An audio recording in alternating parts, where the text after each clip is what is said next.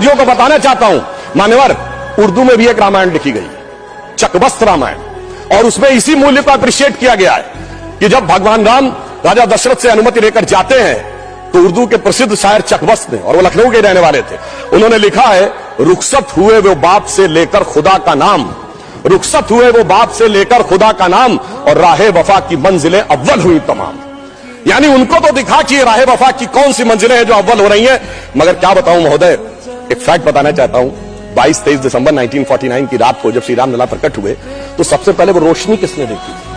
वो UP government का एक सिपाही था जिसका नाम था अब्दुल बरकत। उसने बाकायदा मजिस्ट्रेट के सामने बयान दिया है कि रात में उसको दिव्य रोशनी दिखी, और जब दिव्य रोशनी हटी तो वहां पर श्री राम लला विराजमान थे। अब्दुल बरकत को रोशनी 1949 में दिख गई, मगर कुछ सियासत वालों को रोशनी 2024 में नहीं दिख रही है। और मैं आपको बताना चाहता हूं, बाबरी पक्ष के पैरोकार थे इकबाल अंसारी, और ये उदारता देखिए कि सबको बुलाया गया, विरोध करने वालों को बुलाया गया, ट्रस्ट के द्वारा गोली चलाने वालों को बुलाया गया, और इकबाल अंसारी को ही बुलाया गया, और इकबाल अंसारी प्राण प्रतिष्ठा में आ गए। उनका इकबाल तो बुलंद हो गया, मगर इन लोगों का इकबाल जमींदोज हो गया। और मैं ये भी बताना चाहता हूं, उसका एक कारण है, ऑन द लाइटर नोट, इसको कोई पर्सनल ना ले महोदय। ये कहा जाता है कि हमारे यहां राम का तत्व या ईश्वर का तत्व कौन नहीं समझ पाता है?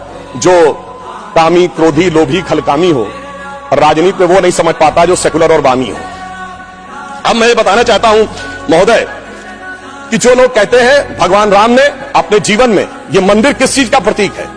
कई लोग एक आध कोई शब्द लेकर बगैर पढ़े हुए, बगैर उस भाषा को जाने हुए अपनी बात कहने लगते हैं।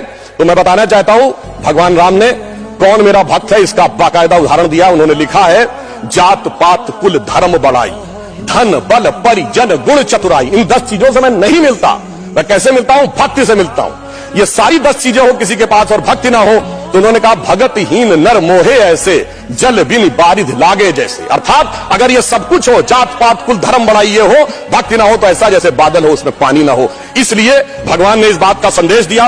और मैं एक विषय और कहना चाहता हूं, जब राम मंदिर का निर्माण हो रहा था तो कहा जाता था, साहब वैज्ञानिक प्रमाण दीजिए। मैं बस एक बिंदु विज्ञान का भी और बताना चाहता हूं। यह विशुद्ध विज्ञान है, क्योंकि अगर आपने रामचरितमानस के शुरुआती श्लोक पढ़े हो तो उसमें बहुत साफ लिखा, सीताराम गुणगाम पुण्यारण्य विहारिणो वंदे विशुद्ध विज्ञानो कबीश्वरो कपीश्वरो। अर्थात विशुद्ध विज्ञान महर्षि वाल्मीकि ने लिखा। और विज्ञान क्या है? पूछा गया था कि भगवान हुए कब, ये तो बताइए, यहां हुए कि नहीं ये बताइए। अब आप ये बताइए कि आज हम समय कहते हैं, उनका एग्जैक्ट टाइम लिखा है। जैसे आज हम टाइम कह रहे हैं, दिल्ली में कुछ और है, लंदन में कुछ और है, तो एक जीएमटी ग्रीनिच मीन टाइम बताया गया। पर अगर आपसे पूछा जाए टाइम का एब्सोल्यूट मेजरिंग पैरामीटर क्या है, which is equally applicable on earth, moon, solar system and any point in the space, it is only the relative position of planet. और भगवान राम का वो exact relative position of planet, जो Einstein का 4th dimension कहा जा सकता है, वो लिखा है कि मेष राशि में सूर्य था, मकर राशि में मंगल था, तुला राशि में शनि था, मीन राशि में शुक्र था। और जब नासा ने अपने प्लेनेटोरियम गोल्ड सॉफ्टवेयर में डाला तो 5114 बीसी की डेट निकल आई। इससे ज्यादा किसी को सबूत चाहिए? विज्ञान का वो सबूत मिला। और इतना ही नहीं, मैं बताना चाहता हूं, जिन लोगों ने अगर पढ़ी हो तो भगवान राम के जन्म के समय लिखा है कि चैत्र मास के समय शरद ऋतु थी। अंगद बताते हैं कि अश्विनी मास यानी आज के अक्टूबर के समय वसंत ऋतु थी। और इतना ही नहीं, कहा गया जब किष्किंधा से भगवान निकलते हैं तो धूमकेतु टकराया था मूल नक्षत्र से, और जब एस्ट्रोनॉमर्स ने इसकी गणना की तो वो ठीक डबल हो जाता है, 14,000 साल पीछे आता है। इसका मतलब प्रमाण देखने हैं तो प्रमाण जमीन के नीचे से भी निकले, शाही फरमानों से भी निकले, और आसमान से भी निकले। समस्त मर्यादाओं को पूर्ण करते हुए हमारे ये इस विषय के ऊपर आए। और मैं एक बात और कह दूं, कभी कहा जाता था महर्षि वाल्मीकि ने तो रामायण भगवान राम के पैदा होने से पहले लिख दी थी, और कहा जाता है भविष्य में जाके लिख दी। कहा जाता है गप है, बकवास है, कैसे हो सकता है? महाभारत कहा जाता है वेद व्यास ने भूतकाल में जाके लिखी, वैशंपायन के समय। अरे ऐसा कैसे हो सकता है? मैं पूछना चाहता हूं, 1916 में आइंस्टीन की थ्योरी ऑफ रिलेटिविटी देने के बाद अब time travel forward, time travel backward बकवास है क्या? अगर किसी ने साइंस नहीं पढ़ी है तो उसे समझना चाहिए। मगर मैं ये नहीं कहना चाहता हूं इसको कह के, मैं कहना चाहता हूं हमारे ऋषि त्रिकालदर्शी थे, और ये टाइम एंड ट्रेवल तो बहुत छोटी बात थी जो अब धीरे धीरे लोगों को समझ में आ रही है। और मैं एक विषय और कहना चाहता हूं, हम सब ने भगवान राम के मंदिर तो देखा, वहां पर दूसरा सबसे बड़ा मंदिर कौन सा? हनुमानगढ़ी का। आपने हनुमान जी के सैकड़ों हजारों मंदिर देखे होंगे इस देश में, लवकुश का मंदिर देखा है कभी? नहीं। हमारे यहां पुत्र का महत्व नहीं है, शिष्य का महत्व है, भक्त का महत्व है।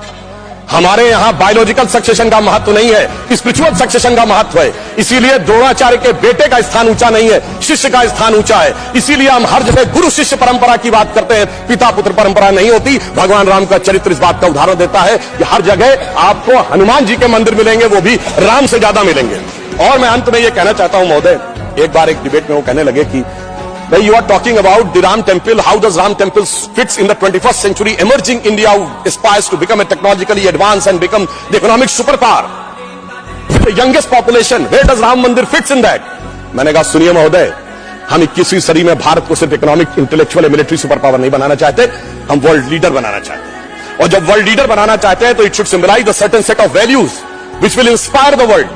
और अगर सारे श्रेष्ठतम मानवीय मूल्यों का प्रतीक कोई एक होगा तो वो भगवान राम का मंदिर होगा, जो विश्व के सबसे श्रेष्ठतम मानवीय मूल्यों का प्रतीक होगा। कैसे? मैं आधुनिक जियोपॉलिटिक्स से बताना चाहता हूं। आज कोई एक देश किसी पर अटैक कर रहा है, रशिया यूक्रेन की लड़ाई चल रही है, चाइना का ताइवान के साथ प्रॉब्लम चल रहा है, इराक और उसका चला। क्या है डिप्लोमेसी में? नंबर 1 एनेक्सेशन, दूसरे देश को मिला लो। दूसरा है सब्जुगेशन, वहां अपना डिप्यूटी अपॉइंट कर दो। और तीसरा है डोमिनेशन, उसके साथ संधि साइन कर लो। भगवान राम ने क्या लंका को जीतने के बाद एनेक्सेशन किया? नहीं। क्या वहां पर कोई अपना डिप्यूटी बैठाया यानी सब्जुगेशन किया? नहीं। कोई ट्रीटी साइन कराई, डोमिनेशन किया? नहीं। तो मैं कह सकता हूं आज के जियोपॉलिटिक्स वर्ल्ड में जब क्लैश ऑफ सिविलाइजेशन कहा जाता है तो उसका प्रतीक वो राम मंदिर दिखेगा, जो पूरी दुनिया को बताएगा कि पीसफुल कोएग्जिस्टेंस कैसे हो सकता है बगैर एक दूसरे से लड़े हुए। इसलिए मैं कह सकता हूं 21वीं सदी का महान भारत बगैर राम मंदिर के संभव ही नहीं। और अंत में मैं सिर्फ ये कहना चाहता हूं, एक नया इतिहास बना है और यह हमारी सरकार और माननीय प्रधानमंत्री जी की उस दृढ़ इच्छा शक्ति का प्रतीक है जिसके लिए कहा जाता था अरे 370 कभी हटेगी नहीं, राम मंदिर कभी बन ही नहीं सकता।